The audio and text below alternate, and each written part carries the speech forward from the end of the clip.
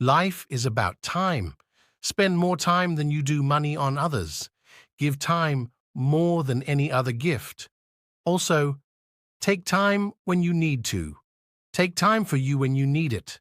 Sometimes, time is all we have with the people we love the most. I ask you to slow down in life, to take your time, but don't waste it. It's so easy to take time. Lots of people wait around for the right time.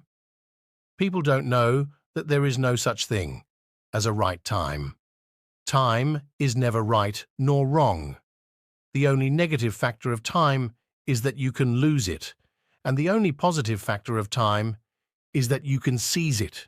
Now is definitely the best time to start, though yesterday would have. When you understand the value of time, the resource and the wealth of time, you will be running away from the crowd, you will be running away from distractions.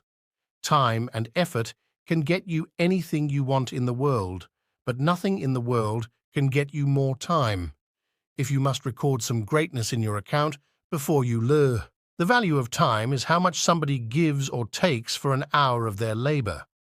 The value changes depending on what type of work you do and which industry you are working in. An average worker makes about $15 an hour, so time is valuable.